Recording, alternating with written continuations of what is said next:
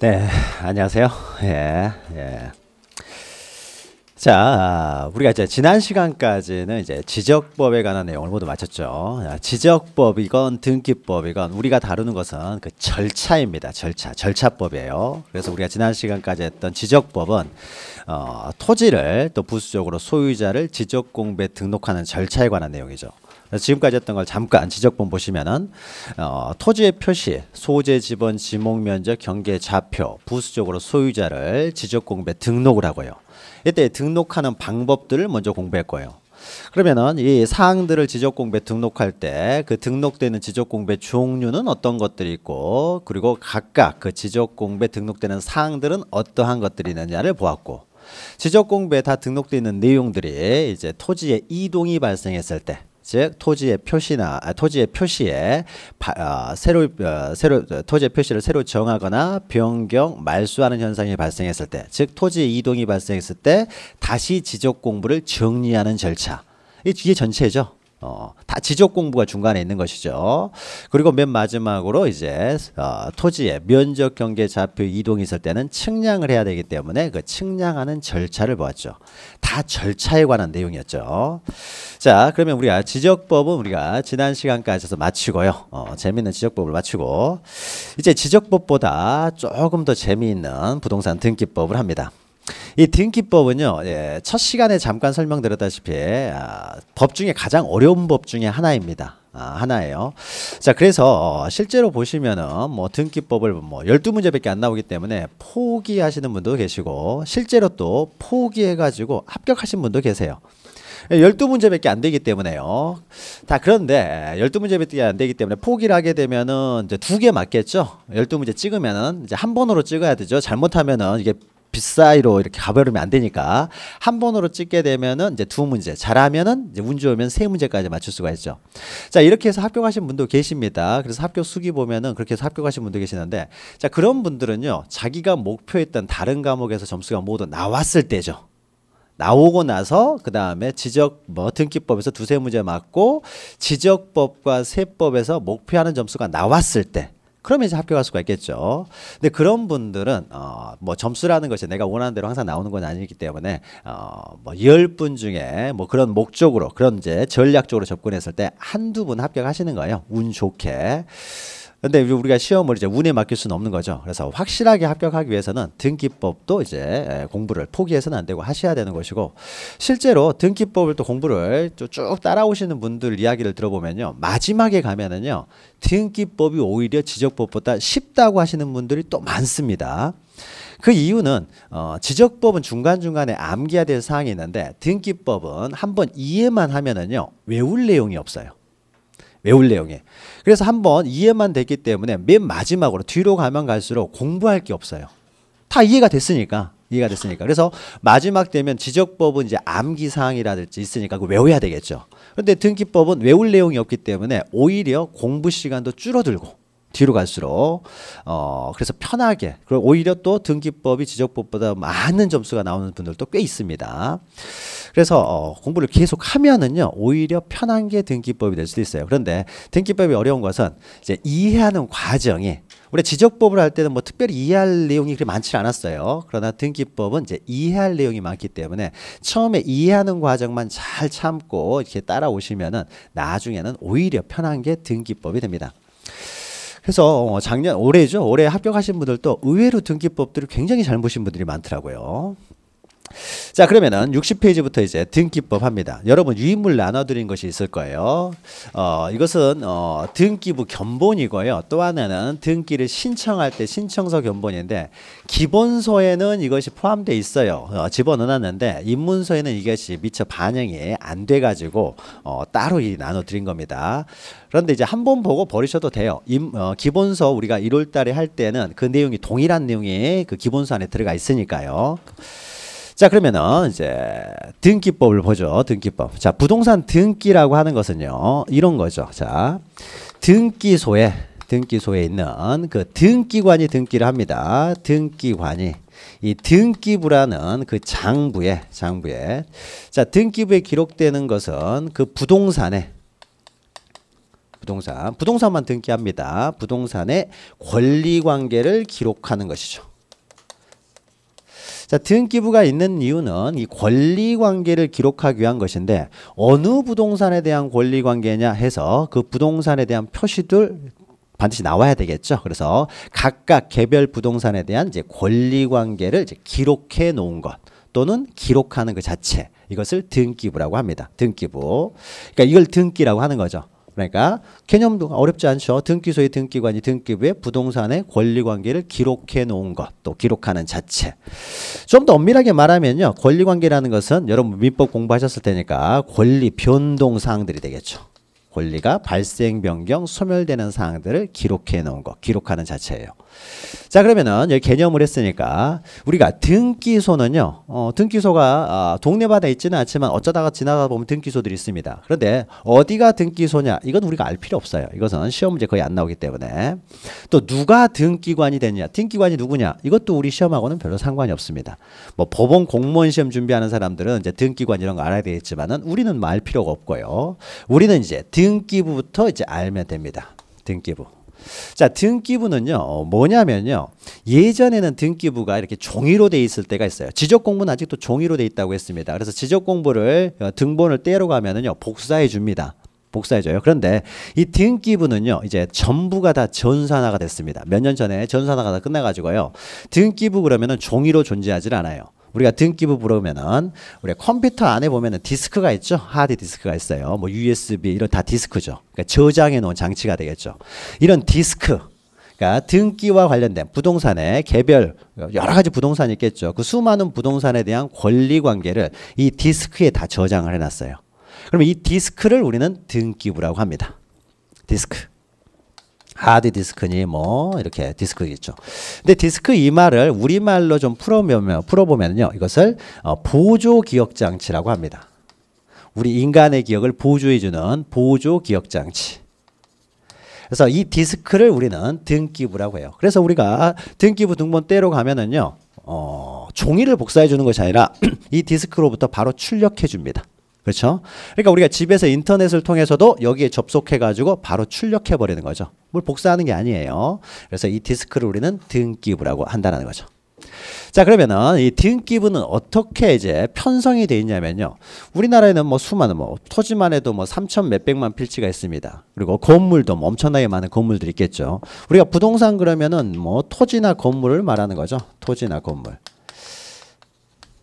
자, 우리가 지적법을 할 때는 토지에 대해서만 다뤘지만요, 등기법에서는 토지 위에 이제 건물까지 다룹니다. 건물까지.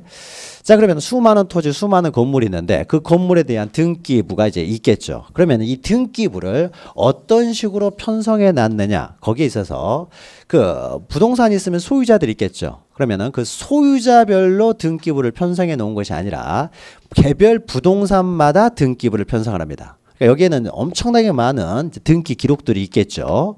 뭐 필지가 많으니까 3천만 필지가 있다 그러면 3천만 개의 등기 기록이 들어가 있겠죠. 그러면 이 등기 기록들을 편성을 할 때, 즉 등기부를 편성을 할 때는 부동산마다 등기부를 편성한다는 거죠. 그러니까 예컨대 이런 것이 되겠죠. 자, 갑이라고 하는 사람이 X 부동산을 가지고 있고 X 토지를 가지고 있고 그 다음에 Y 건물 두 개의 부동산을 가지고 있습니다. 토지도 하나 가지고 있고 건물도 가지고 있고, 소유자는 동일합니다. 그러니까 자기 토지 위에 건물을 가지고 있어요. 그럼 보통 건물 소유자와 토지 소유자는 같은 게 동일인이 될 가능성이 있겠죠. 그러면 소유자가 한 명이기 때문에 등기부는 하나만 기록되느냐, 그게 아니라 부동산이 두 개이기 때문에 등기부도 두 개가 존재한다는 거죠. 대신에 이런 경우도 있겠죠. 어떤 하나의 토지를요, 또는 주택을 갑과 을이 공동으로 소유할 수도 있는 거죠. 뭐 주택 같은 경우에 부부가 공동으로 소유하는, 공동으로 등기해 놓는 경우가 있겠죠. 자, 그러면 공동으로 소유한다. X 건물을 갑과 을이 공동으로 소유한다 라고 하면은 X 건물의 소유자는 두 사람이다. 그러나 물건은 하나죠. 그러면 등기부는 몇 개요? 하나만 존재한다는 거죠. 이렇게 물건을 중심으로 등기부를 편성해 놓습니다. 소유자를 중심으로 등기부를 편성한 것이 아니라 이것을 우리는 물적 편성주의라고 해요. 그러니까 물건, 부동산마다 등기부를 둔다라는 거죠. 부동산마다 등기부를 둔다. 자, 그러면은 이제 이때요. 여러 개의 이제 등기 기록들이 이제 집합되어 있겠죠. 등기부 안에는. 그러면은 등기부에 기록되는 것은 부동산의 권리 관계다라고 하면은 등기부에 기록되는, 즉 등기의 대상이 되는 것은 그 부동산에 대한 권리 관계만 등기의 대상이 된다는 거죠. 그래서 요 사항들이 등기부에 기록되는 대상이 되겠죠. 등기의 대상은 부동산의 권리 관계를 기록하는 것이다. 그러면은 이때 등기부를 기록을 할 때는, 그러면은 등기부에 기록할 때요. 그러면 이 안에는 여러 가지 이제 수천 개, 수만 개의 부동산 토지에 대한 기록들이 들어가 있었을 텐데, 이때 개별, 아까 우리가 했던 그 구체적인 개별인 X 토지 또는 Y 건물, 그 각각의 기록들, 이런 것들을 특히 등기 기록이라고 해요. 그러니까 이 디스크를 우리가 등기부라고 한다면은 그 안에는 수많은 기록들이 들어가 있겠죠. 그 기록들 중에서 개별 기록, 그러니까 뭐 서울시 서초구 서초동 100번지 등기, 이것을 특히 우리는 등기 기록이라고 해요.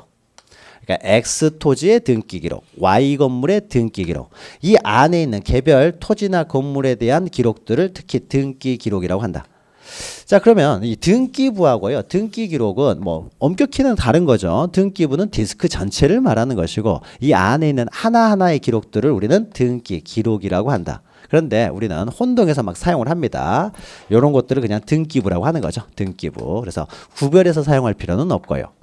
자, 그러면은 하나하나의 개별 부동산에 대한 등기 기록은 과연 어떤 식으로 구성되어 있을 것인가? 거기에 있어서 개별적인 이제 등기 기록입니다. 우리가 등기부 나눠드렸죠. 그 등기부를 봅니다. 이런 것들이 이제 등기 기록이 되는 거죠. 그래서 한 장 넘기시면 두 번째, 토지에 대한 등기사항 전부증명서 이렇게 돼 있어요. 토지 넘기시면은 이제 건물에 대한 등기사항 전부증명서.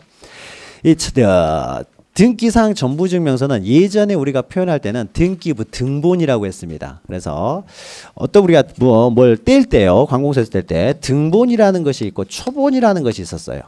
등기부 등본이 있고 등기부 초본이 있었는데, 등기부 등본이라는 것은 등기부 그 내용을 그대로 전부를 다 복사하게 되면은 등본이라고 하고, 그 중에 일부만 복사하게 되면 초본이라고 해요. 그런데 이것은 과거에 우리가 종이로 된 등기부 시절에 사용했던 용어가 등기부 등본, 등기부 초본 그러는데, 지금은 등기부가 다 전산화가 되었기 때문에 이제는 등기부 등본이라는 용어 대신에 등기사항 전부증명서, 등본은 이제 전부를 복사해 놓은 것이기 때문에 전부증명서 이런 표현을 쓰고, 과거에 했던 우리 초본이라는 단어는요, 일부만 이제 등사해 놓은 것인데, 이것을 이제 전산화가 되면서 이것은 일부증명서 이렇게 써져 있습니다. 그러니까 일부만 발급을 받으면 일부증명서, 전부에 대한 내용을 발급받으면 전부증명서. 그러니까 이것은 등기상 전부증명서, 과거로 말하면 등기부 등본이 되는 거죠. 자, 그러면은 이 토지 이제 개별적인 이제 토지 등기부가 있죠. 그러면은 거기 토지 보시면은 그 토지에 가지고 서울특별시 서초구 서초동 671번지, 바로 671번지의 등기 기록이라는 거죠. 이게 등기 기록이 이렇게 생겼다는 겁니다. 자, 그러면 등기 기록은 어떻게 구성되어 있냐면요, 등기부는 부동산에 대한 권리 관계를 등기하는 것이기 때문에 등기부도, 거기다가 이 등기부는 물적 편성주의에 따라서 부동산마다 등기부를 만들기 때문에요. 자, 부동산을 일단 표시하는 부분이 있겠죠. 그 부동산을 표시해 놓은 부분을 우리는 표시란이라고 하고요. 그 다음에 권리관계에 관한 사항을 기록해 놓은 부분이 있어요. 권리관계에 관한 사항을 기록해 놓은 부분을 우리는 사항란 이렇게 표현을 합니다. 등기부 사항란 이렇게 해요. 자, 그러면은 이 등기에 그 부동산에 표시를 해 놓은 부분, 이 부분이 부동산마다 등기부가 개설되기 때문에 이 부분이 그 등기부의 제목이 됩니다. 부동산마다 등기부가 만들어졌기 때문에 부동산 표시가 그 등기부의 제목이 되기 때문에 이 표시란을요, 우리는 표제부라고 합니다. 표시란에 기록되어 있는 부분을 표제부라고 해요. 표제부. 그래서 우리가 등기부 보면 맨 위에 표제부라고 나오죠. 그러니까 토지 서울특별시 서초구 서초동 671번지의 이제 등기 기록인데, 이 등기 기록이 어떻게 구성되어 있느냐, 편성되어 있느냐는 가장 먼저 표제부가 나오고요. 가로 열고 토지의 표시 이렇게 나오죠. 그래서 표제부에는 토지의 표시를 하는 부분입니다. 표시. 자, 그러면 토지의 표시란 해가지고 밑에 보시면은 뭐가 기록되느냐? 뭐 여러 가지는 알 필요 없고요. 표시번호가 제일 먼저 나오고 그 다음에 접수 일자가 나옵니다. 그 다음에 이제 본격적인 부동산에 표시하는 부분인 소재 지번이 써지는 거죠. 그래서 이 표제부에는 그 부동산을 표시하는 부분이기 때문에 부동산을 표시하는데 토지 같은 경우에는 그 부동산을 표시하는 방법으로 소재, 지번. 자, 이 두 가지만 있으면 부동산은 표시가 되는 것이죠. 특정이 되는 거죠. 그러나 나아가서 지목, 면적도 기록을 하는 거죠. 그래서 우리가 지적법 할 때 토지의 소재, 지번, 지목 면적은 등기부에도 기록된다라고 했었던 거죠. 그래서 등기부에도 기록되잖아요. 그래서 소재는 서울특별시 서초구 서초동 671이고 그 다음에 오른쪽 보시면 지목이 나오죠. 이것은 대고. 그 다음에 면적은 320제곱미터 이렇게 나오죠. 그래서 표시라는 우리가 표제부라고 하고 이 부분에는 부동산을 표시하는 내용, 소재, 지번, 지목, 면적이 기록이 된다. 그러면 넘기시면요. 건물 등기부는 뭐가 나오나? 건물 등기부도 건물 등기부가 있어요. 근데 이 건물이 어디가 있냐? 서울특별시 서초구 서초동 671번지에 건물이 있다라는 거죠. 건물이. 자, 그러면 여기서는 이제 표제부가 나오겠죠. 건물에 대한 표제부. 건물 등기부 표제부에는 건물을 표시하는 부분이 있겠죠. 그래서 먼저 표시번호가 있고 접수 일자가 있고 그 다음에 이제 표시와 관련된 거예요. 자, 먼저 이 건물이 소재하고 있는 곳이 나옵니다. 그래서 서울특별시 서초구 서초동 671번지 위에 소재하고 있다라는 거죠. 그 다음에 그 옆에는 지목 이런 걸 쓸 수가 없잖아요. 토지의 목적이 토지의 용도가 지목이죠. 건물은 뭐 지목이라는 단어 대신에 그 건물의 어떤 구조 이런 것들을 기록합니다. 어떻게 생긴 건물이냐 해서 건물 내역 해가지고요. 건물 내역을 기록하는데 자 철골조 샌드위치 패널 지붕을 가진 2층으로 된 근린 생활시설이 있다라는 거죠. 뭐 주택이 있을 경우에는 이제 주택이라고 쓰고요. 근린 생활시설이 있다라는 거죠. 그러니까 뭐 여러 가지 뭐 이렇게 사람들이 이렇게 이용하는 시설이 있다라는 거죠. 시설이 있습니다. 그리고 2층으로 됐는데 1층 면적이 200제곱미터고 2층 면적은 200제곱미터다라는 거죠. 그래서 그 건물의 연면적이 나와 있는 거죠. 이런 식으로 이제 건물을 표시합니다. 그러면은 토지나 건물이 표시되었으면은 이제 그 다음에는 그 권리 관계에 관한 사항이 이제 기록이 되겠죠. 다시 토지 등기부 앞으로 보면은요. 자, 그러면은 권리에 관한 사항이 기록되는데요. 권리라는 게 너무 많잖아요. 소유권도 있고 지상권, 전세권, 저당권 엄청나게 많습니다. 이런 것들을 그 사항란에 그냥 무조건 적어버리면 우리가 보기가 불편하다는 거죠. 그래서 이 권리들을 나눠가지고 기록을 합니다. 보기가 편하게.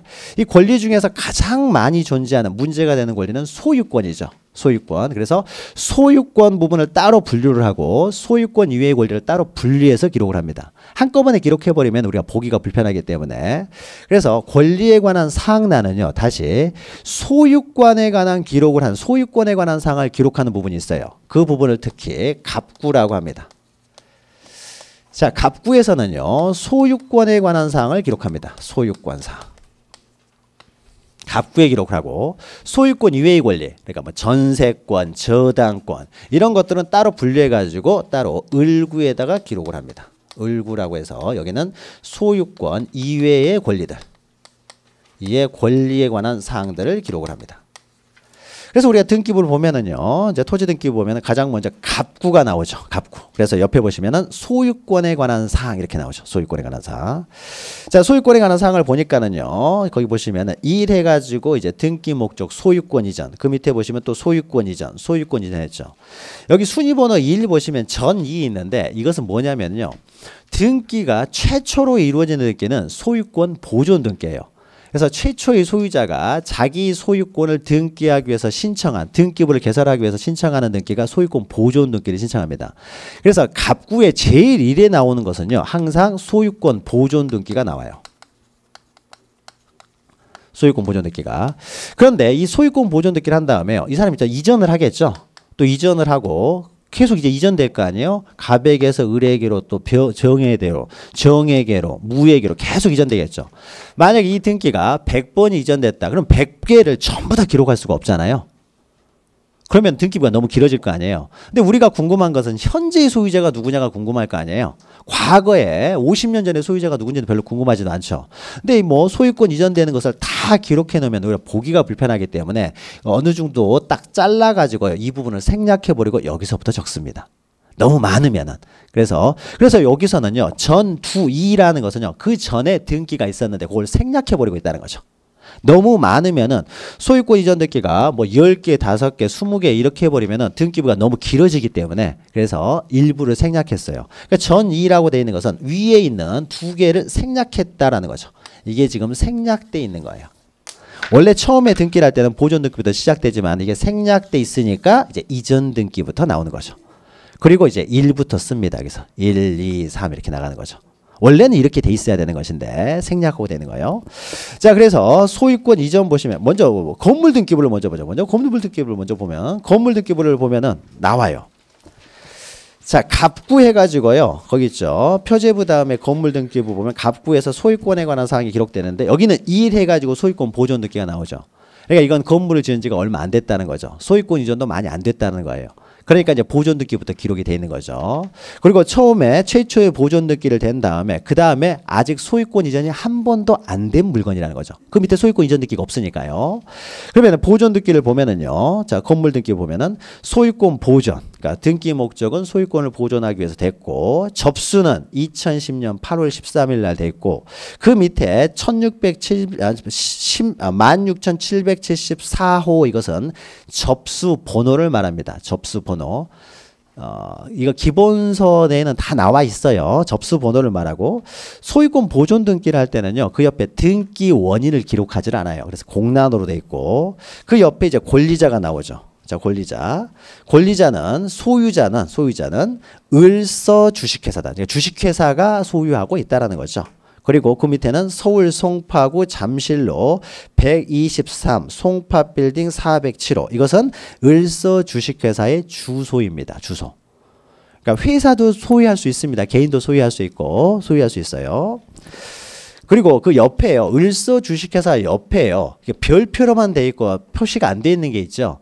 이것은 뭐냐면 원래는 실제로는 표시가 되어 있는데 이것은 부동산 등기용 등록번호라고 합니다. 만약에 개인이 소유할 때는요. 여기에 주민번호를 적어요. 주민번호. 동명이인이 생길 수가 있으니까 주민번호를 적는데 법인 같은 경우에는요. 주민번호가 따로 없을 거 아니에요. 그래서 주민번호 대신에 부동산 등기용 등록번호라는 것이 있습니다. 그게 고유번호를 이제 적게 되는 거예요. 이제 나중에 하는 거고 우리는 여기서 볼 것은 갑구에는 소유권에 대한 사항을 기록한다라는 것만 기억하시면 됩니다. 자, 그리고요. 여기 을구 있죠. 을구. 자, 을구 보시면 자, 을구는 이제 소유권 이외의 권리에 관한 사항을 기록한다는 거죠. 그래서 이 을서 주식회사 이곳에서요. 밑에 보니까 이 일 해가지고 근저당권 설정했으니까 을서 주식회사가 그 건물을 담보로 돈을 빌렸다는 거죠. 돈을 빌려준 사람이 저당권이라는 담보권을 잡고 있다. 즉 그 건물은 저당권이 설정돼 있다. 라는 거죠. 권리에 관한 사항입니다. 그래서 그 저당권, 그 등기가 이제 근저당권 설정 등기가 되어 있고 접수는 8월 25일 날. 그 다음에 접수 번호는 17,543호고요. 그 등기 원인은 이렇게 근저당권 설정하게 되는 원인은 당사자 간의 근저당권 설정 계약, 즉 8월 23일 날 설정 계약에 의해서 근저당권 설정이 되었다라는 겁니다. 그럼 오른쪽에 권리자는요. 자, 근저당권 설정에 있어서 채권 최고액은 뭐예요? 6,500만 원이 되겠죠. 6,500만 원. 그러니까 6,500만 원까지 빌려주면서 저당권을 설정했다는 거죠. 여러분 이제 근저당권이라는 개념은요. 우리가 권리에 관한 개념은 여러분 민법 시간에 공부를 합니다. 우리는 그 권리의 등기 절차만을 다루고 권리의 구체적인 개념 내용들은 민법에 다뤄요. 그래서 등기법은 민법과 계속 함께 갑니다. 함께 가요. 그러면 보통 저당권이라고 하는 것이 있고 근저당권이 있는데요. 자세한 내용은 민법에서 다루니까 간단하게만 설명하면요. 자, 갑이라고 하는 사람이 을이라는 사람한테 1억을 빌립니다. 자, 을이 갑한테 1억을 빌려주는데 그 1억을요. 그냥 빌려줄 수는 없죠. 뭔가 담보를 잡고 빌려줘야 되죠. 빌려줬는데 이 사람이 돈 없이 못 갚는다 해버리면 돈을 못 받게 되니까요. 그래서 확실하게 이제 돈을 받을 수 있게 해서 이 1억 원의 채권 1억 원의 채권을 확실하게 보장받기 위해서 갑이 가지고 있는 X 부동산 이런 게 있어요. 이 부동산이 이게 시가 한 10억짜리라고 해보죠. 최소한 빌려주는 돈보다는 가치가 높아야 되겠죠. 그래서 이 부동산을 담보로 잡습니다. 그래서 만약에 네가 제때 1억을 못 갚게 되면 을은 어떻습니까? 이 부동산을 경매해 버릴 수가 있다는 거죠. 경매에서 경매가 아무리 떨어져도 뭐 반값으로 떨어졌다 그래도 5억은 떨어질 거 아니에요. 그러면 5억 중에서 1억을 먼저 가져가 버리는 거죠. 그러니까 자기가 확실하게 1억을 받을 수가 있는 거죠. 담보를 잡으면. 그렇죠.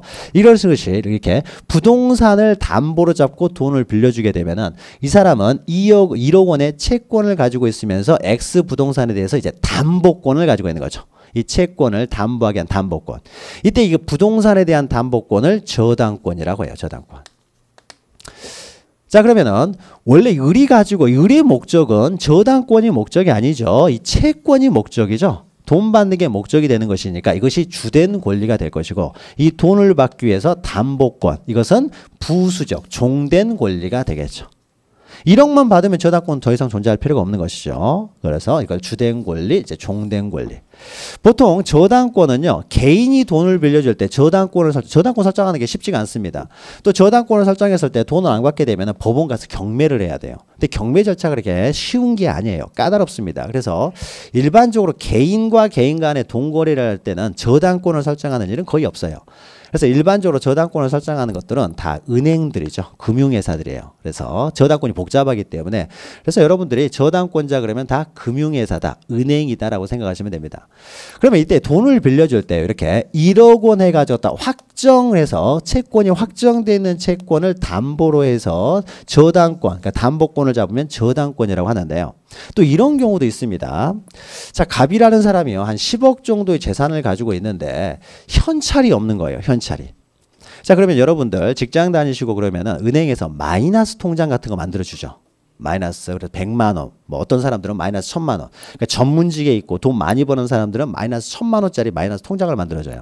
자, 그러면 은행에서 마이너스 통장을 마이너스 1000만 원까지 마이너스 통장을 만들어줬다라는 의미는요, 아무런 담보도 안 잡고 마이너스 1000만 원, 그러니까 1000만 원까지는 아무렇게나 뺏어 쓸 수 있다라는 거잖아요. 뺏어서 다 갚고 뺏어서 다 갚는 거잖아요. 1000만 원까지는. 그럼 이 1000만 원까지는 빌려준다는 의미는요, 아무런 담보를 안 잡고 빌려주는데 이것은 그 사람의 신용도를 보는 거죠. 전문직에 있다든지 직장을 다니고 있다든지. 그러니까 이 정도는 충분히 갚을 수 있는 능력이 된다. 은행에서는 돈을 많이 빌려줘야 수익이 생기는 거 아니잖아요. 수익이 생기잖아요. 그러니까 어떤 사람은 신용도가 이 정도 안 된다 그러면 한 마이너스 100만 원까지만 빌려주는 거죠. 그러면 여기서 이제 우리가 마이너스를 빼서 쓰면 그만큼 이자가 생길 거 아니에요. 그러니까 그 이자를 먹고 사는 애들이 이제 은행이니까요. 자, 그래서 마이너스 100만 원짜리 마이너스 통장을 만들기로 하고, 뭐 어떤 사람은 좀 이렇게 뭐 고소득 전문직이다 그러면 마이너스 1000만 원까지 해서 마이너스 통장을 만들어주기도 하는 거죠. 그래서 마음대로 빼서 쓰라는 거죠. 대신에 제때 이자만 내라는 거죠. 요 돈하고. 자, 이렇게 마이너스 통장을 만들어주는데 이 갑이라는 사람은요, 특별한 직업은 없습니다. 그런데 이 사람이 10억짜리 부동산을 가지고 있어요. 그러면 이 사람의 우리의 자본주의에서는 자력이 바로 신용도죠. 내가 가지고 있는 재산이 하나도 없으면 신용도 제로죠. 그러니까 이 사람이 훨씬 신용도가 높은 사람이죠. 그렇죠. 10억짜리 재산을 가지고 있는데 이 사람은 재산이 없어요. 그냥 좋은 직장에 다닐 뿐이에요. 그러면 이 사람의 신용도는 딱 그만큼이에요. 근데 이 사람은 직장이 없어도 10억짜리 재산을 가지고 있으면 이 사람의 신용도가 훨씬 높겠죠. 자, 그러면 은행에서는요, 이 사람한테는 마이너스 통장을 얼마까지 만들어줘도 되겠습니까? 10억까지 만들어도 상관이 없겠죠. 그런데 이제 이자까지 생각을 해야 되기 때문에요. 또 경매가 들어간다든지 결국 못 갚게 되면 이 물건을 경매해가지고 돈을 받아갈 텐데 경매 비용도 들어가고 할 테니까 최소한 어떻습니까? 이 사람한테 한 마이너스 3억짜리 마이너스 통장은 충분히 만들어줘도 상관이 없겠죠. 그렇죠? 그래서 3억은 그래서 기간을 한 1년 정도 기간을 정해가지고 마이너스 3억짜리 통장을 만들어줍니다. 자, 값도 편한 거죠. 자기가 갑자기 현찰이 없을 수도 있는데 능력은 되니까요. 10억짜리가 뭐 건물 있으면 월세 해가지고 월세 세줘가지고 돈을 받을 수도 있고 하는 것이니까요. 언제든지 갚을 수 있기 때문에 지금 당장 현찰이 없으니까 마이너스 3억짜리 마이너스 통장을 좀 만들어 달라고 하면은 은행에서는 한 3억까지 마이너스 통장을 만들어줄 수가 있는 거죠. 자, 그러면은 갑의 입장에서는 3억 범위 내에서는 빼서 썼다가 갚았다, 빼서 썼다가 갚았다 하겠죠. 그래서 1년 계약을 했는데요. 1년이 지난 다음에요, 이 마이너스 통장의 잔고가 플러스일 수도 있고 마이너스일 수도 있는 거죠. 근데 마이너스가 된다고 하더라도 이게 얼마가 될지는 아직 모르는 거죠. 마이너스 1억이 될 수도 있고 마이너스 2억이 될 수도 있고 마이너스 1,000만 원이 될 수도 있는 거잖아요. 마이너스 통장이 있다고 해서 다 빼쓰는 건 아니니까요. 자, 그러면 이렇게 해요. 얼마가 될지 모르는 장래 채권 최고액만 정해서요. 최고 한도액이 3억이 되겠죠. 3억을. 3억 내에서는 뺏어쓸 수 있으니까요. 그 한도액을 3억으로 정해가지고 그 안에서 어떻게 돼요? 근데 그러나 얼마가 될지는 모릅니다. 그래서 장래 불확정한 채권에 대해서 그 채권 최고액만 정하고 설정한 저당권을 근저당권이라고 해요. 그러니까 근저당권은 쉽게 생각하면은 이 부동산을 담보로 그냥 1억을 빌렸다. 그러면 일반 저당권이에요. 이 부동산을 담보로 3억을 빌렸다. 그러면 저당권이에요. 근데 이 부동산을 담보로 마이너스 1억짜리 통장을 만들었다. 그러면은 근저당권. 이 부동산을 담보로 마이너스 3억짜리 마이너스 통장을 만들었다. 그러면 이건 근저당권이 되는 거예요. 근저당권. 근데 현실에 있어서는 저당권은 거의 없고요. 다 근저당권입니다. 이 근저당권을 설정하는 이유는 갑이 돈을 빌릴 때요. 이 3억 원을 그냥 빌려버리면 3억 원의 이자를 내야 될 거 아니에요. 달달이 3억 원의 이자를 내야 되겠죠. 근데 3억 원의 마이너스 통장을 만들게 되면요. 지금은 3억을 내가 당장 급해서 3억 원을 썼다고 하더라도 중간중간에 돈을 갚아갈 수가 있잖아요. 통장 잔고가 올라갈 수도 있겠죠. 그 다음에 또 내려갈 수도 있는 거잖아요. 그래서 통장 잔고가 이렇게 플러스가 됐을 때는 내가 오히려 이자를 받는 사람이 되겠죠.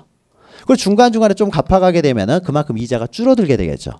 갑의 입장에서는 3억을 그냥 빌린 것보다는 마이너스 통장 3억짜리를 만드는 게 훨씬 유리하겠죠. 그렇죠? 그러니까 갑은요. 저당권보다는 근저당권을 설정하는 게 훨씬 유리합니다.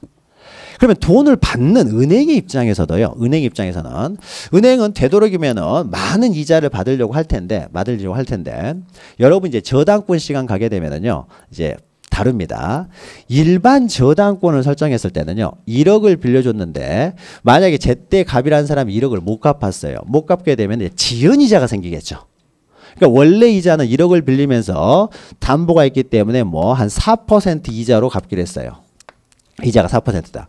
근데 제때 1년 있다가 3억을 갚기로 했는데 3억을 못 갚게 되면 이때는 지연이자를 물게 되는데 지연이자는 어떻습니까? 더 높죠? 한 8% 이렇게 돼요. 2배로 올라버리잖아요. 빨리 갚으라는 거죠. 연체이자가 되는 거죠. 연체이자. 연체이자는 보통 이자보다 높겠죠. 연체이자가 보통 이자보다 똑같으면 일찍 갚을 필요가 없잖아요. 그렇죠? 그러니까 연체이자는 보통 올라가요. 그러면은 연체이자가 계속 늘어나면 늘어날수록 은은 유리한 거죠. 이게 물건이 10억짜리예요. 근데 1억을 빌려줬는데 연체이자가 8%로 계속 늘어나니까 1년이고 2년이고 3년이고 5년이고 지나면은 계속 이 사람들은 이제 은행에선 돈을 그만큼 많이 받게 되겠죠. 그래서 만약에 원래는 1억인데 연체이자가 뭐 3년이고 5년이고 10년이고 가가지고요. 이게 아마 7억까지 올라갔어요.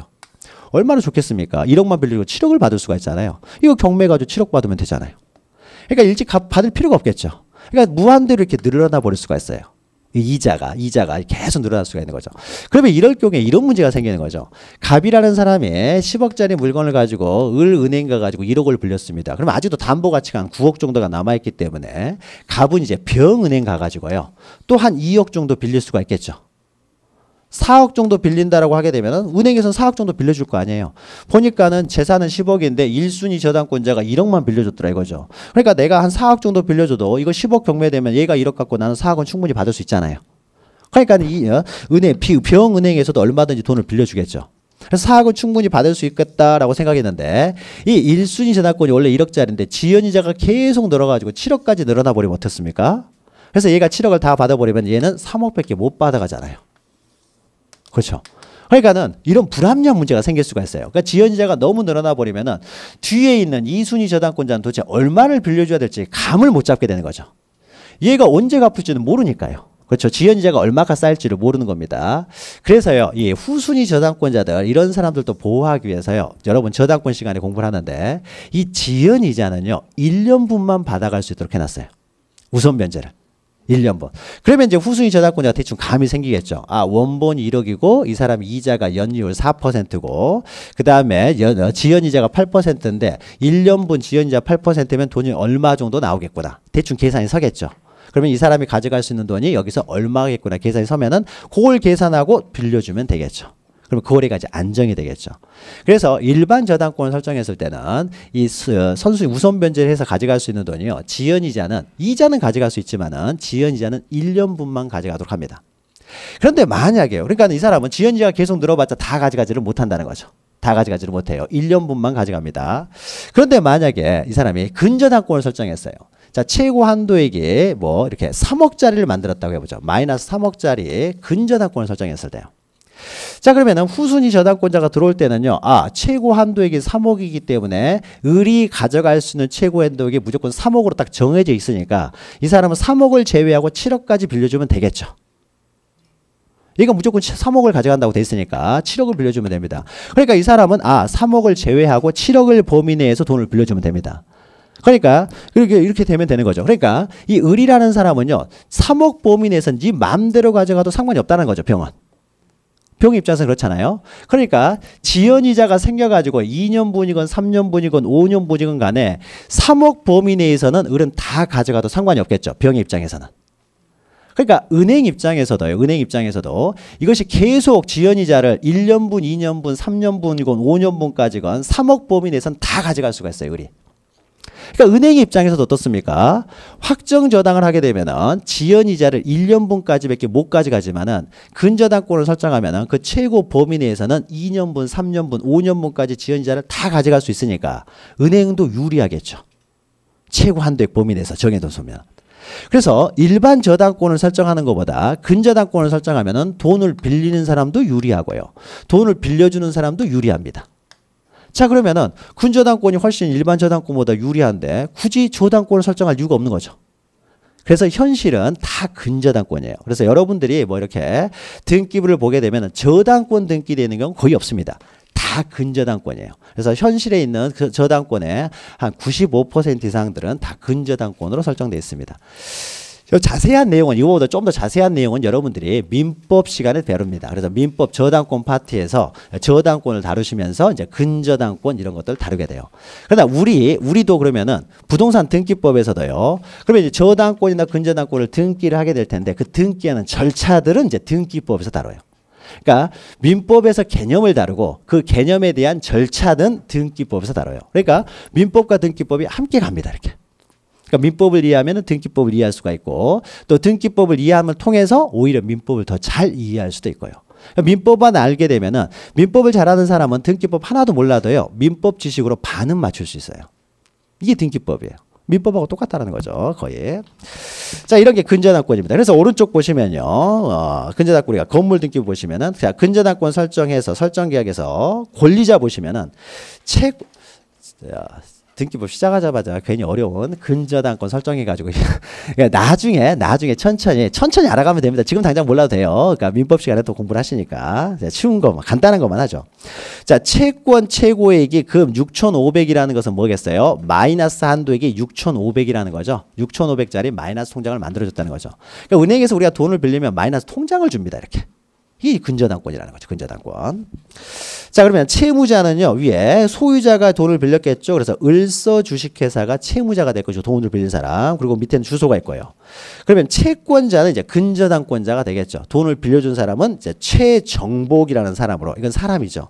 오른쪽에 별 표시로 되어 있는 이 부분은요. 이제 주민등록번호가 기록이 됩니다. 주민등록번호. 사람이니까 인간은 주민등록번호가 기록이 돼요.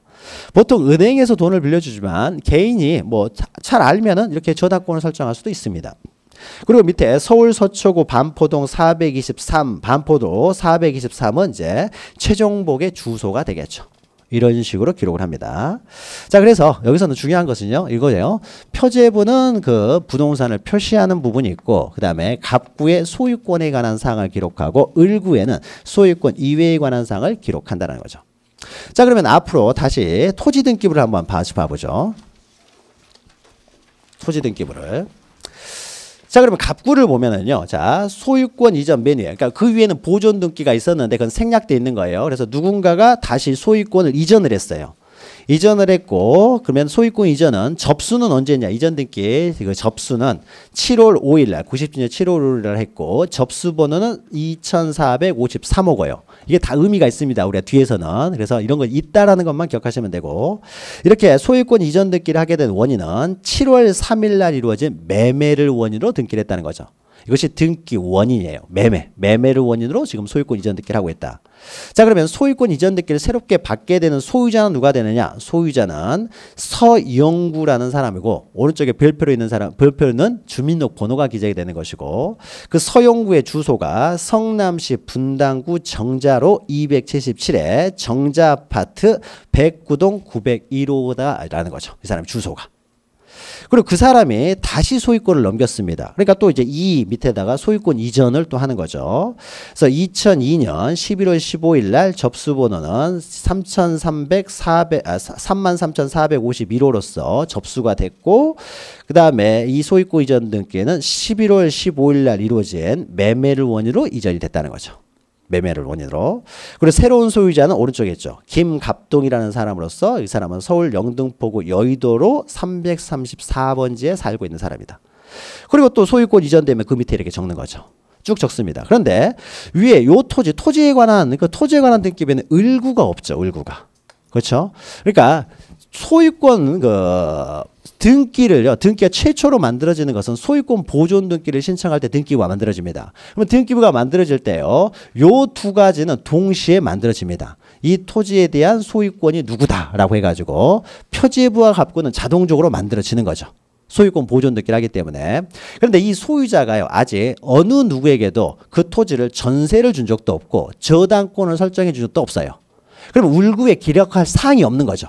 그러면 을구에 기록할 사항이 없으면 그 공란으로 둘 필요는 없잖아요.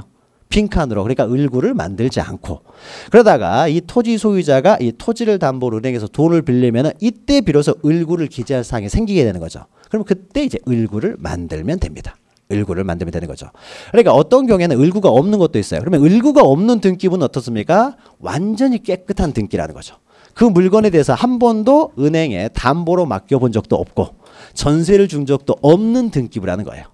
그렇죠. 깨끗한 등기부라는 거죠. 이런 게 좋은 거죠. 깨끗한 등기부가.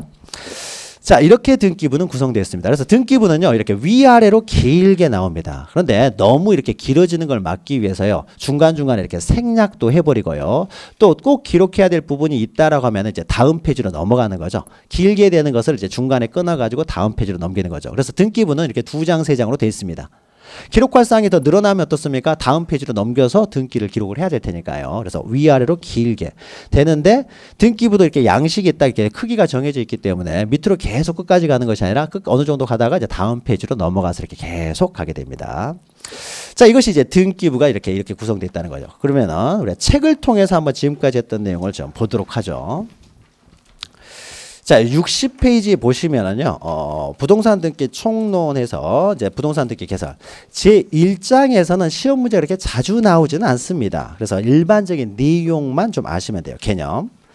자, 1 보시면 부동산 등기에서 의 보시면, 자, 부동산 등기란 국가기관인 등기관이 법정 절차에 따라 이 법정 절차, 법이 바로 이제 부동산 등기법이에요. 우리가 공부하게 될 부동산 등기법이 정해놓은 그 절차에 따라 등기부에 부동산 표시와 권리관계를 기록하는 것, 기록해 놓은 것, 이것을 우리는 등기라고 한다는 거죠. 이걸 등기라고 한다.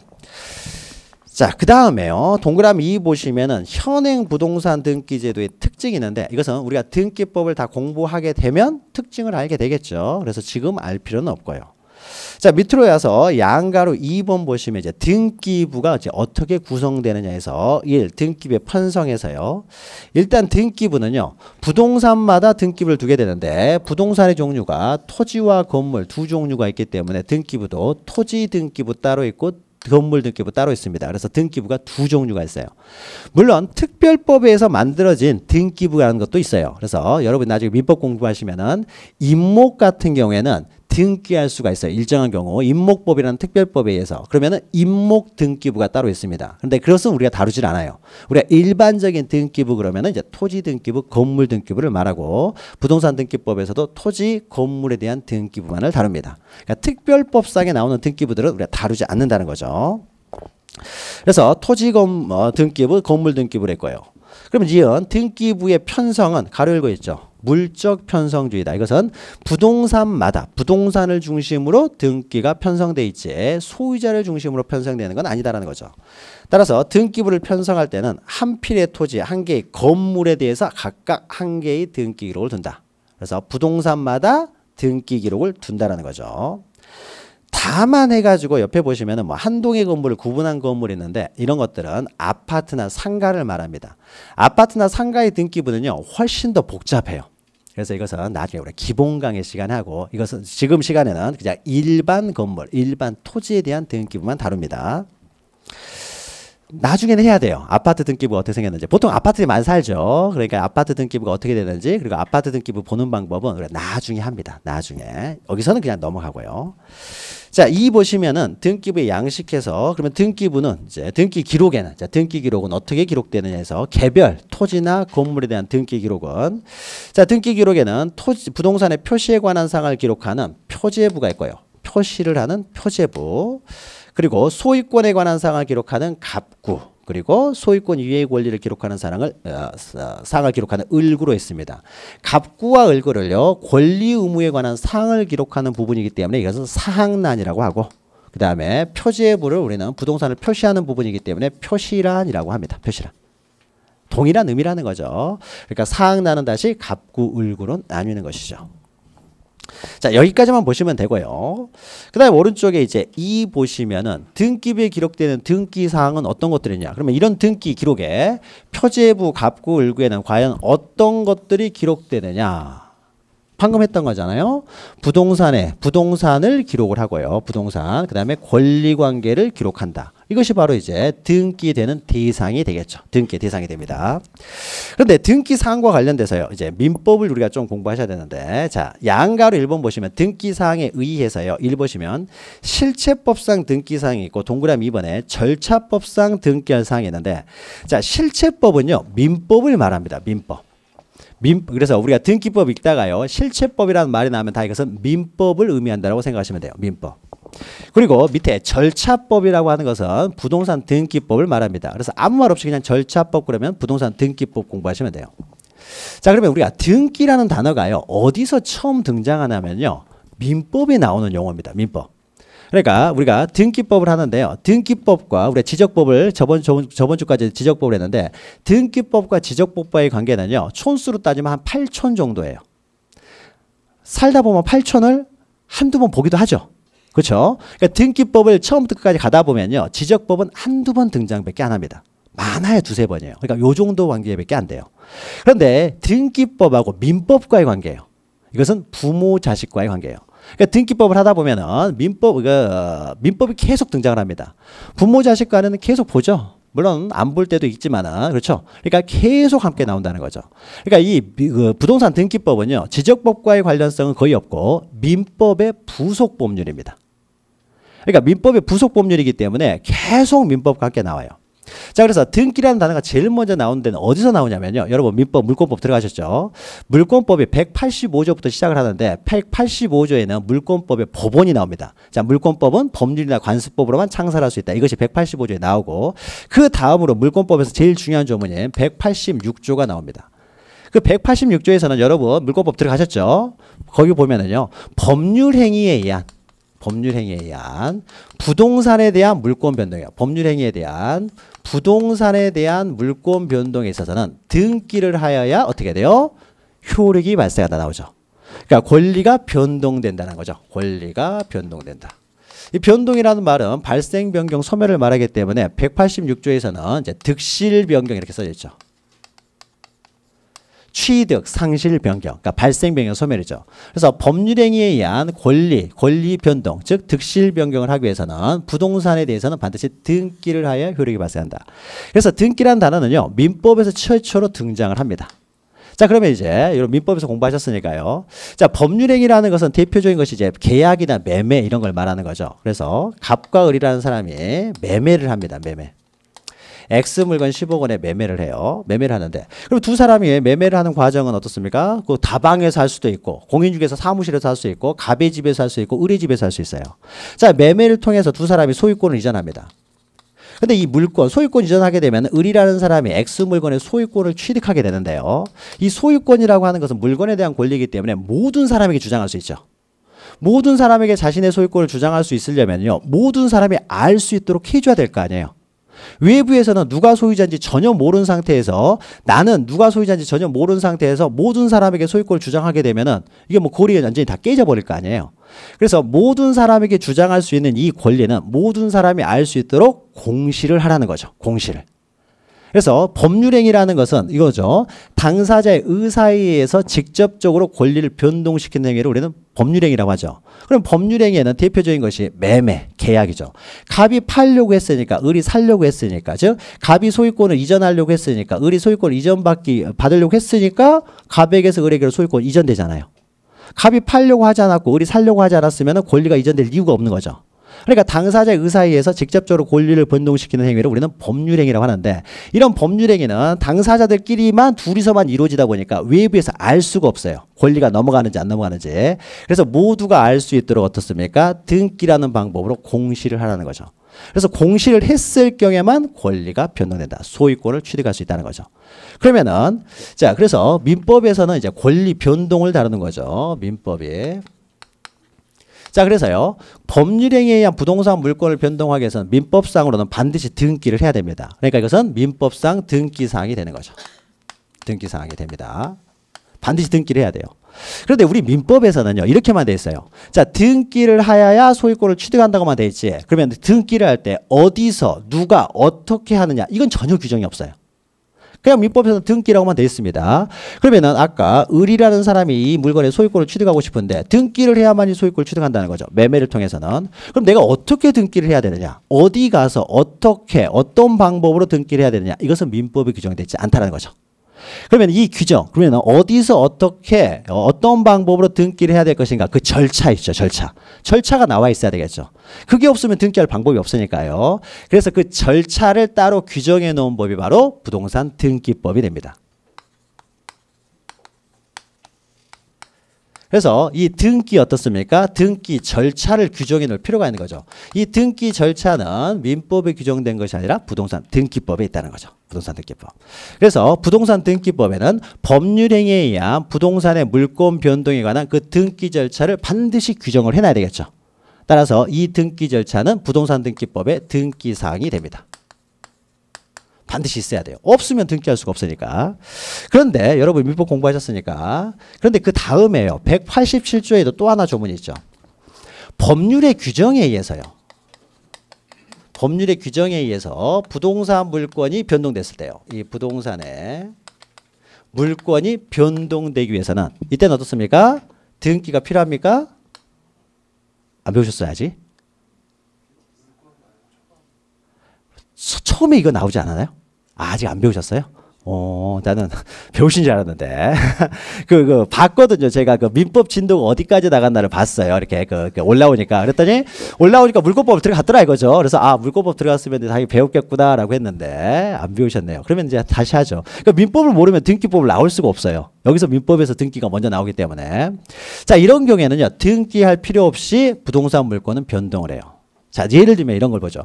그러니까 요것은 이해하셨겠죠. 법률행위로 인한 권리가 부동산 물권의 변동이 되기 위해서는 등기를 해야 된다는 거죠. 안 하면 위에 비해서 알 수가 없기 때문에 반드시 공시를 해야 돼요. 이게 공시의 원칙이라고 하는 거죠. 그래서 법률행위에 의한 부동산 물권 변동은 공시를 해야 된다라는 거죠. 안 하면은 권리를 취득할 수 없습니다. 그런데 이런 걸 생각해 보죠. 갑이라고 하는 사람이 사망을 했습니다. X 부동산을 남겨놓고 사망을 했어요. 자, 사망을 하면 X 부동산은 누가 소유합니까? 상속인이 소유하겠죠. 상속인이. 그러면 상속인으로요. 상속인으로 이 사람이 부모도 없고 자식도 없고 배우자도 없고 아무도 없어요. 그런데 멀리 있는 오촌 조카가 한 명 있습니다. 오촌 조카가. A라는 사람이 있어요. 자, A라는 사람은 상속을 할 수 있을까요? 없을까요? 우리 모르죠. 잘. 안 배웠으니까. 5천원 과연 상속할 수 있을까 없을까?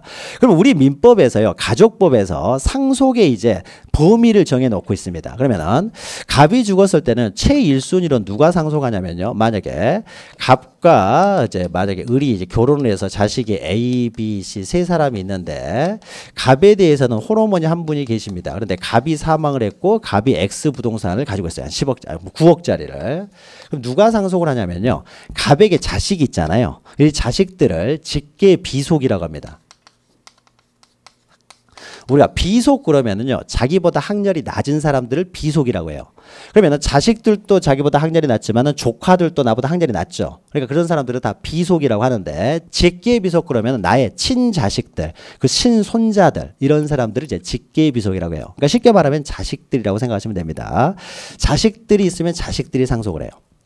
그러니까 자식이 있으면요, 부모는 상속 못합니다. 그래서 최진실이 예전에 자살을 했을 때 자식이 있기 때문에 부모는 한 푼도 상속을 못하는 거예요. 자식만 상속을 할 수 있어요. 근데 자식이 한 명도 없어요. 그러면 그때는 부모가 상속을 합니다. 직계 존속이 상속을 해요. 근데 부모도 없어요. 자식도 없고 부모도 없으면은 형제 자매가 상속합니다. 형 동생이겠죠. 형제 자매가 상속을 해요. 근데 친형제 친자매들이 없습니다. 그러면 그 다음에는요, 우리 민법에서는 사촌 이내에서 상속을 할 수 있도록 됐어요. 사촌 이내 친족들이, 그러니까 삼촌, 고모, 이모 이런 사람들이 상속을 할 수 있다는 거죠. 그럼 여기서 빠진 사람이 배우자죠. 배우자는요, 이 배우자는 직계비속이 상속할 때 이 직계비속과 공동으로 상속을 합니다. 그리고 직계존속이 상속할 때 직계존속과 공동으로 상속을 해요. 근데 직계비속도 없고 직계존속도 없으면요, 배우자가 단독 상속을 해요. 배우자가 이렇게 됩니다. 다만 이제 배우자를 상속할 때는요, 5화를 가산해요. 그래서 자식이 3명이 있고 배우자 있고 홀어머니 계시다 그러면은 얘들이 상속하니까 1대 1대 1대 1.5 이렇게 상속을 해요. 만약에 자식이 2명이면 어떻게 됩니까? 1대 1대 1.5 이렇게 상속을 하는 거죠. 만약에 자식들이 한 명도 없어요. 자식도 한 명도 없다 그러면 이제 직계 존속이 상속하겠죠. 부모가 상속할 때 1대 1.5로 상속을 해요. 이렇게 상속을 하는 겁니다. 자, 그러면 여기서 이제 말하고자 하는 거 이런 거예요. 우리 법에서요, 만약에 사촌 이내까지 상속을 할 수 있다고 규정이 돼 있어요. 그럼 이 사람 상속할 수 있어요, 없어요? 없죠. 근데 만약에 우리 법이 개정을 해가지고요, 6촌 이내에서 상속한다 이렇게 돼 있으면 상속할 수 있어요, 없어요? 있죠. 자, 그러면은 A라는 사람이 이 물건 X 부동산을 상속을 할 수 있느냐 없느냐는 나의 의사하고는 전혀 상관이 없죠. 우리가 아까 물건을 팔 때는요, 매매를 할 때는 내가 소유권을 넘기려고 해서 파는 거잖아요. 소유권을 이전하고 싶어서 매매 계약을 한 거잖아요. 그러니까 나의 의사에 의해서 권리가 변동되는 것이고, 이것은 이제 법률행위가 되는 것이고요. 그러면 이것은 A가 내가 상속권이 있느냐 없느냐는 나의 의사하고는 전혀 상관이 없죠.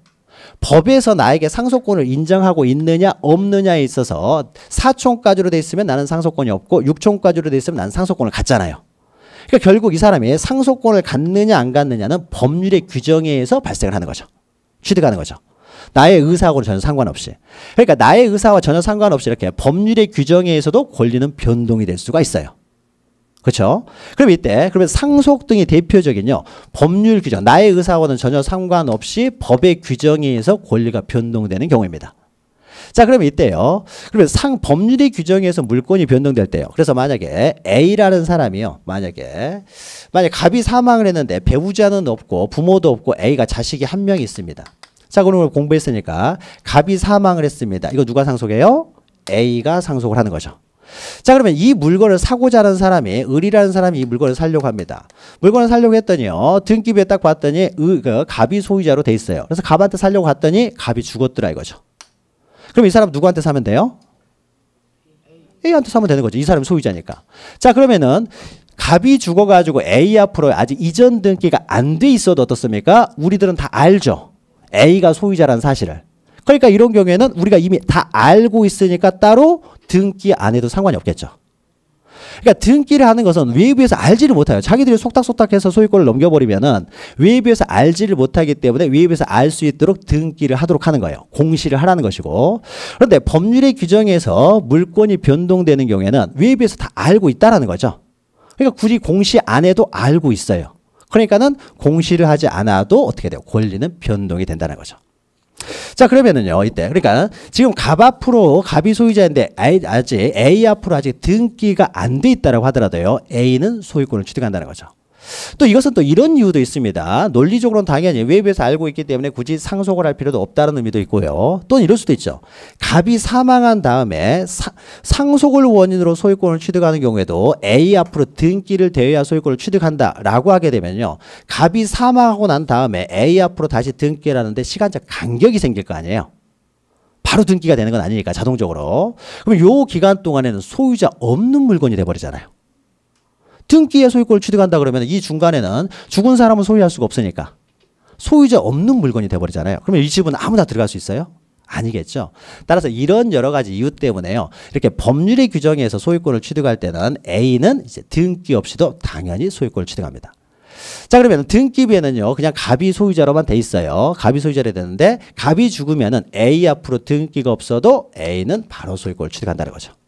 자, 그러니까 민법에서는요, 권리 변동을 다루는 거죠. 여러분 민법 총칙에서 권리 변동 다뤘죠. 민법은 권리 변동을 다룹니다. 자, 그러면은 민법상이요. 자, 보죠. 법률 행위에 의한 부동산 물권 변동은 등기하여 효력이 발생하니까 이것은 등기사항이 되겠죠. 그러나 법률의 규정에 의한 물권 변동은 등기가 없어도 소유권을 취득한다는 거죠. 그럼 이건 등기사항이에요, 아니에요? 등기사항이 아니죠. 법률의 규정에 의한 물권 변동에 있어서는 등기사항이 아니에요. 자, 그런데요, 이제 그런데 보죠. A라는 사람이 이제 상속을 받았습니다. 근데 아직 등기는 안 돼 있어요. 등기는 안 돼 있는데 A라는 사람이 이제 상속받아서 이 물건을 을한테 팔려고 합니다. 상속받은 물건은 제가 이제 계속 가지고 있을 필요는 없고, 부모님이 돌아가셨으니까 집을 조그만 데로 옮겨가지고 이제 생활비를 줄이려고요. 을한테 팔려고 해요. 자, 을과 판다라는 건 매매를 한다는 거죠. 매매를 해서 소유권을 넘기고자 합니다. 자, 그러면 을이라는 사람은 매매해서 잔금을 치른 다음에 을은 등기를 해야 소유권을 취득하겠습니까? 등기 안 해도 소유권을 취득하겠습니까? 이 사람은 등기를 해야 되죠. 매매라는 법률 행위로 쏙닥쏙닥해서 넘어가는 거잖아요. 등기가 되어야 이 사람은 소유권을 취득하는 거죠. 이 사람은 매매를 통해서 소유권을 취득하는 사람이니까. 자, 그러면은 소유권을 넘겨주기 위해서는 을한테 등기를 넘겨줘야 되는데 지금 등기는 갑으로만 돼 있잖아요. 자기 이름으로 안 돼 있어요. 소유자는 A가 맞습니다. 소유자는 A지만은 자기 이름으로 등기가 안 된 상태에서 등기를 넘겨주려고 하면은 죽은 사람에게서 등기가 넘어갈 수밖에 없잖아요. 죽은 사람이 등기를 넘길 수가 없는 것이죠. 그러니까 결국 을한테 등기를 넘겨주기 위해서는 자기 앞으로 등기를 해야 되겠죠. 등기를 한 다음에 넘겨줘야 이 사람이 소유권을 취득할 거 아니에요. 따라서 법률의 규정, 즉 상속으로 인한 상속으로 인한 물권 변동, 즉 A가 소유권을 취득하기 위해서는 등기가 필요 없습니다. 등기 없어도 소유권은 취득을 해요. 그러나 A가 자기 소유물을 처분하기 위해서는 등기를 해야 된다는 거죠. 자, 그러면 상속이 과연 어떻게 등기를 할 수 있느냐? 등기를 어디 가서 어떻게 등기를 할 수 있느냐? 그 절차가 있어야 되겠죠. 등기를 해야 팔 수 있는데 등기에 대해서는 등기 없이도 소유권을 취득할 수가 있기 때문에 상속인은 어떻게 등기할 수 있는지에 대해서 아무런 규정이 없으면 이 사람 앞으로 등기를 못 하잖아요. 등기를 해야 처분할 수 있으니까. 따라서 어떻습니까? 이 부동산 등기법에 있어서는 상속을 원인으로 어떻게 과연 A가 자기 앞으로 등기하는지에 대한 등기 절차는 규정이 돼 있어야 되겠죠. 등기 절차는 그렇죠. 그러니까 우리 부동산 등기법에서는요, 이 법률의 규정에 의해서 물권이 변동되는 경우에도 그 등기 절차는 부동산 등기법에 규정되어 있어야 될 등기 사항이 되는 거죠. 약간 차이가 나는 거죠. 민법하고. 민법은 권리 변동을 다루기 때문에요. 과연 권리를 내가 취득하기 위해서 등기를 해야 되느냐 안 해도 되느냐 이걸 따지는 것이고, 자, 그러면은 권리를 취득하기 위해서 등기를 해야 되든 안 해야 되든 상관없이 등기 없이도 권리를 취득하는 경우에도 처분하기 위해서는 등기를 해야 되기 때문에 법률의 규정에 의한 물권 변동도 그 등기, 상속인은 과연 자기 앞으로 어떻게 등기를 할 수 있는지 그 등기 절차는 규정이 돼 있어야 되겠죠. 그러면 우리 부동산 등기법은요, 이 등기의 절차를 규율하는 법이에요. 그러면 그 등기 절차는 법률행위뿐만 아니라 법률의 규정에 의한 물권 변동도 모두 등기 절차는 규정되어 있어야 된다는 거죠. 그래서 부동산 등기법에서는 둘 다 등기 사항이 된다라는 거죠. 그래서 약간 차이가 있습니다. 약간 차이가. 그러면 우리는 부동산 등기법을 다루기 때문에요. 뭐 다루고 있습니까? 다 다룬다는 거죠. 민법에서는 이것만 다룹니다. 이것만. 그렇죠? 이것만 등기하면 되는 거니까. 그러나 우리 등기법에서는 이게 모든 것, 즉 법률 행위뿐만 아니라 법률의 규정에 의한 물권 변동도 그 모든 등기 절차를 다 다루게 됩니다. 그래서 범위가 좀 넓어지는 거예요. 자, 그래서요. 거기 보시면은 여기까지 하고요. 여기까지 하고 책을 한 거 있으니까 여기까지만 읽죠. 자, 보죠. 자, 등기할 사항에 의해서요. 1번 보시면은 61페이지 실체법상 등기사항 그러면요. 실체법은 민법이라고 했어요. 그래서 실체법상 등기를 하지 아니하면 사법은 민법이죠. 일정한 효력, 즉 권리 변동이 생기지 않는 사항이에요. 그러니까 이것만 등기가 필요하고 이건 등기가 필요 없다는 거죠. 그래서 민법상으로는 이것만 등기사항이 된다는 거죠. 등기사항이 됩니다. 그래서 세 번째 줄 보시면 주로 민법 186조에서 결정된다. 여기까지만 기억하세요. 일단은. 그래서 186조에 해당하는 것들만 등기사항이 됩니다. 민법상에. 법률행위에 의한 물권 변동만. 그러나 이 보시면 절차법, 부동산 등기법상 등기사항은요.